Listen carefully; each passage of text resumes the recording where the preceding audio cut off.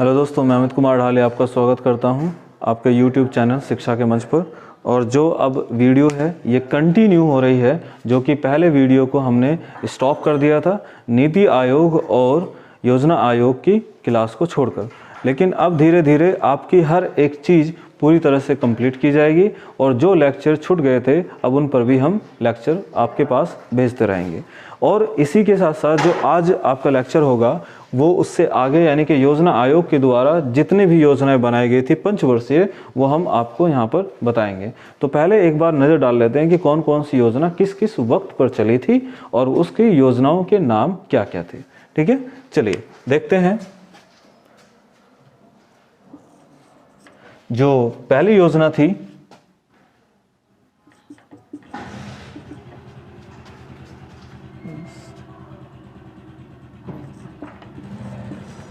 First 5 year plan, मैं इसको short में इसको लिख रहा हूँ, और ये चली थी 1951-56।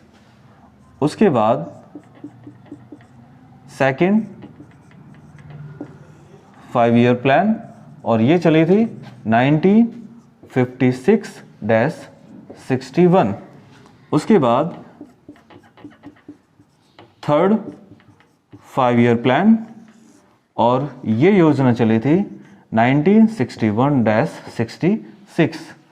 उसके बाद यहाँ पर एक मुसीबत आ गई थी देश के ऊपर, तो हमारी वह पंचवर्षीय योजनाएं ब्रेक हो गई थी।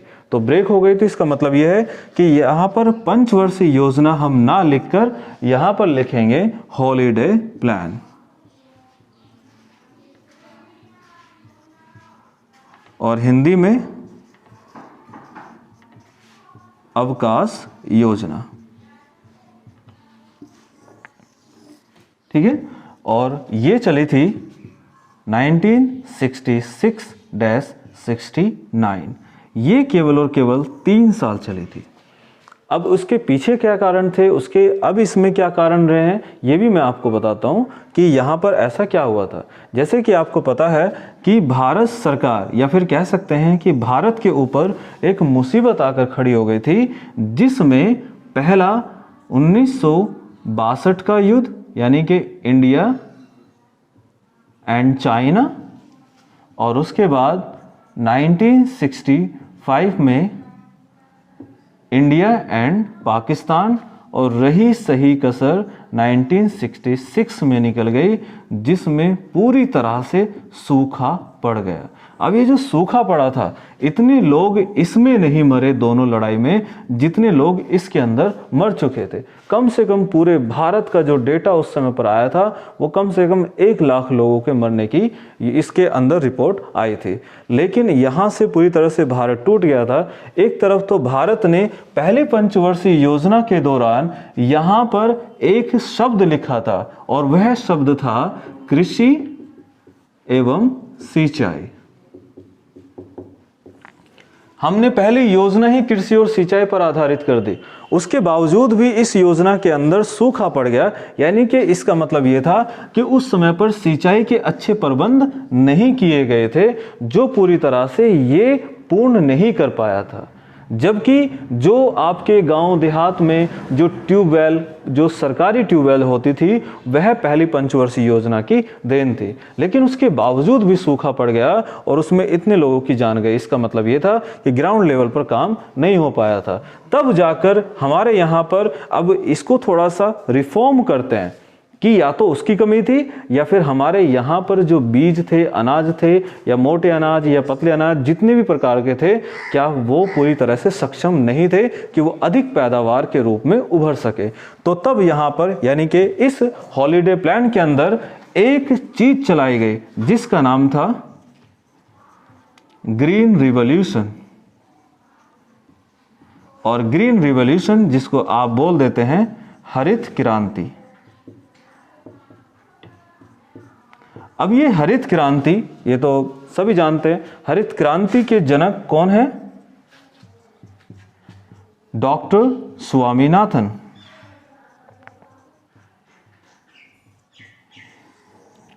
और पूरे विश्व में डॉक्टर नॉर्मन बारलॉग, ये थे। इन दोनों ने मिलकर भारत में हरित क्रांति को चलाया था, जबकि पूरे विश्व में हरित क्रांति अगर सबसे पहले लाई गई थी तो वो हरित क्रांति लाई गई थी अमेरिका के अंदर।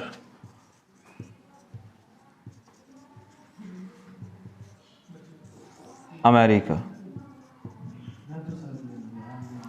ठीक है। और वहां पर भी कब? सन 1960 ईस्वी में, और हमारे यहां पर 1966 में, ठीक है। उसके बाद देखते हैं, यहां पर हमारा भारत पूरी तरह से, ठीक है।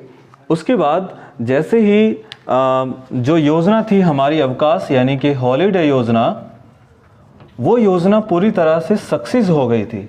तो उसके बाद भारत के पास जैसे ही धन आ गया तो उसने तुरंत एकदम फिर से पंचवर्षीय योजनाएं फिर से प्रारंभ कर दी। तो उसके बाद 4th 5-year प्लान जो कि चली थी 1969-74। उसके बाद 5th 5-year प्लान, और ये चली थी 1974-78। उसके बाद यहीं पर ही फिर से एक और आफत आ गई थी, और वो हुआ था पॉलिटिकली, ठीक है। राजनैतिक रूप से ये वाली योजना डिस्ट्रॉय हो गई थी, जिस योजना के अंदर यहाँ पर एक मुसीबत आकर खड़ी हो गई थी, और वो मुसीबत थी कि राजनीतिक उठक पटक, यानी कि कांग्रेस गिर गई थी और जनता पार्टी ऊपर आ गई थी।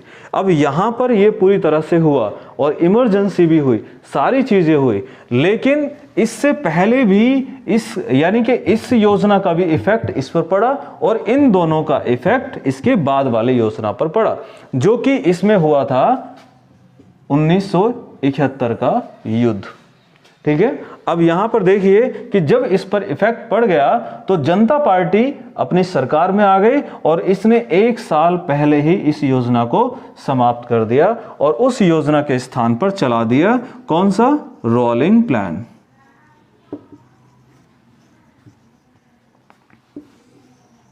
रोलिंग प्लान, और ये कब चला और कितने दिन तक या कितने साल तक चला? 1978-80, ओनली 2 year। क्लियर? अब इसके अंदर जैसे ही ये सारी की सारी चीजें चल गई तो ये योजना सफल तो रही, लेकिन इसी योजना में जनता पार्टी फिर से डाउन हो गई और कांग्रेस फिर से उभर गई, और जैसे ही फिर से उभर गई तो फिर से सत्ता में कांग्रेस आ गई, और फिर से उसने पंचवर्षीय योजनाएं प्रारंभ कर दिया, 5-year प्लान, और ये फिर स्टार्ट हुए 1980-85। उसके बाद 7वीं पंचवर्षीय योजना, और ये थी 1985-90। उसके बाद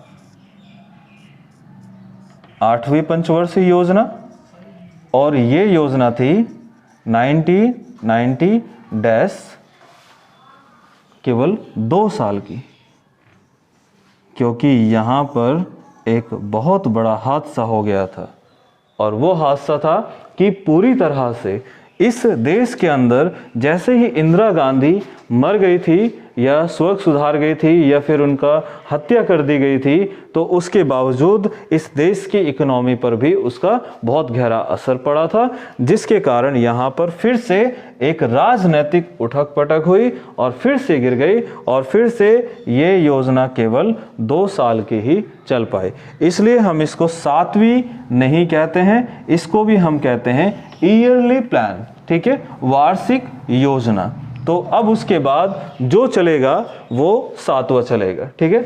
और 8वीं पंचवर्षीय योजना जो चली है वो 1992 से 1997, उसके बाद 9वीं जो चली है 1997 से 2002, और फिर 2002 से 2007, और फिर 2007 से 2012, और फिर 2012 से 2014, 17।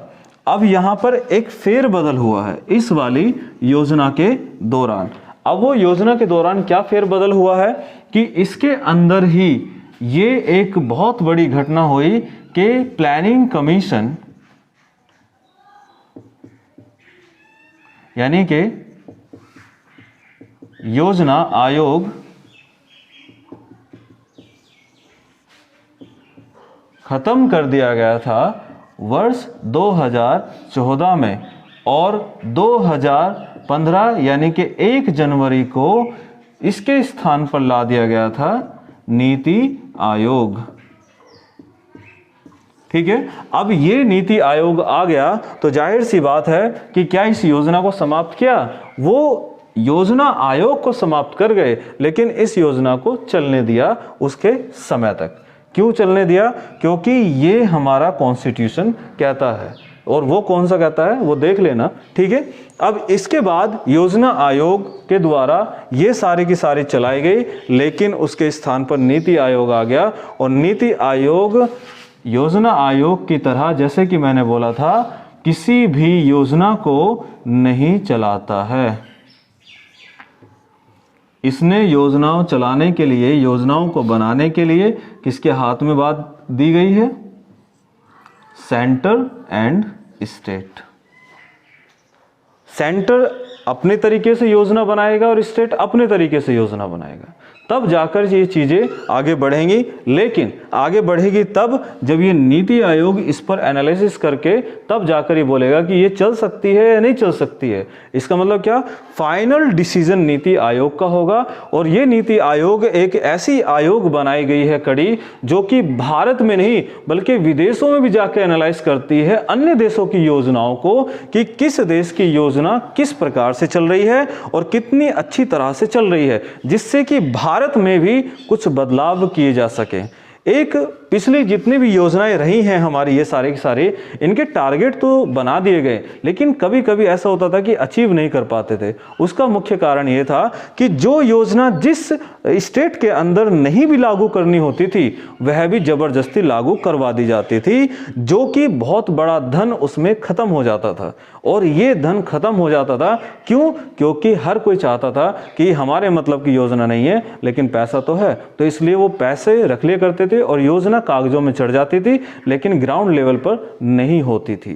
ठीक है, इसलिए वो योजना हमेशा हवा में पहुंच जाती थी। अच्छा, एक चीज और था कि योजना आयोग का जो वर्किंग सिस्टम था वो केवल और केवल टॉप टू बॉटम था, और जो यहां पर बॉटम है, इस बॉटम को ग्रामीण स्तर कहा गया है, विलेज लेवल कहा गया है। तो इस विलेज लेवल को टॉप लेवल पर रख दिया नीति आयोग ने। इसका मतलब क्या हुआ कि जितनी भी योजनाएं बनाएंगी या बनेंगी, किसके द्वारा? सेंटर या स्टेट के द्वारा, वो सारी की सारी योजनाएं पहले प्रारंभ होंगी गांव से और फिर ऊपर की तरफ को बढ़ जाएगी।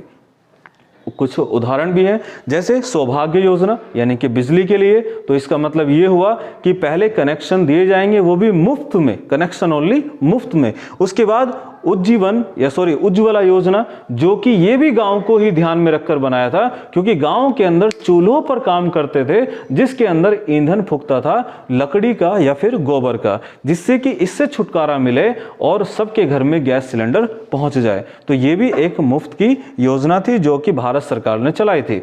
इसके बाद अब स्टेट गवर्नमेंट की देख लेते हैं। जैसे कि भारत के एक उत्तर प्रदेश राज्य, इस उत्तर प्रदेश राज्य ने अपनी खुद की एक योजना चलाई जिसका नाम है वन सिटी वन प्रोडक्ट। अब इसके अंदर क्या है, यानी कि कुटीर उद्योगों को आगे बढ़ाने की योजना बना दी। उसके बाद बिजली की सही कनेक्शन या फ्री में कनेक्शन या फ्री में घर तक बिजली को पहुंचाना, 4 LED बल्ब देना, ये सारे भी काम कौन सी योजना के द्वारा किए गए? वो योजना थी प्रकाश है तो विकास है। ठीक है, तो इस तरह से हर एक योजना अलग अलग राज्य बना रहे हैं। किसी भी राज्य का जो इस वीडियो को देख रहा है वो अपने राज्य की योजनाओं की लिस्ट उठा ले और किसी अन्य राज्य की लिस्ट उठा ले, बहुत ही कम मैच करेगा। बाकी सब अपने राज्यों को ध्यान में रखकर योजनाएं बना रहे हैं, इसलिए वो सफल भी हो रही हैं, क्योंकि पहले ये केवल अपनी मनमानी करता था। ठीक है, तो ये तो हो गया एक ब्रीफली, यानी कि ऊपर ऊपर से चीजें। अब हम जो आगे करेंगे वो पूरी तरह से डीपली करेंगे, अच्छे से घुसकर करेंगे कि पहली पंचवर्षीय योजना में कौन कौन सी योजनाएं बनाई गई थी। और मेरा ये कहना होगा अंतिम में चलते चलते कि प्लीज़ इसे ज़्यादा से ज़्यादा शेयर करें, क्योंकि अब आपके पास बहुत अच्छी अच्छी वीडियो आने वाली हैं जो कि आपके एग्ज़ाम के मतलब की हैं। और ढालिया कोचिंग सेंटर जो कि गगोल गांव के अंदर है, और इसके अंदर बहुत सारे ऐसे जो कि गिने चुने स्टूडेंट्स को यहाँ पर पढ़ाया जाता है जो सच में इच्छुक होते हैं और वो पढ़ने वाले होते हैं। उनका लेवल बहुत हाई किया हुआ है।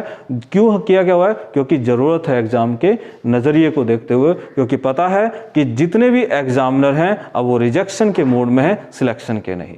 ठीक है, तो धन्यवाद।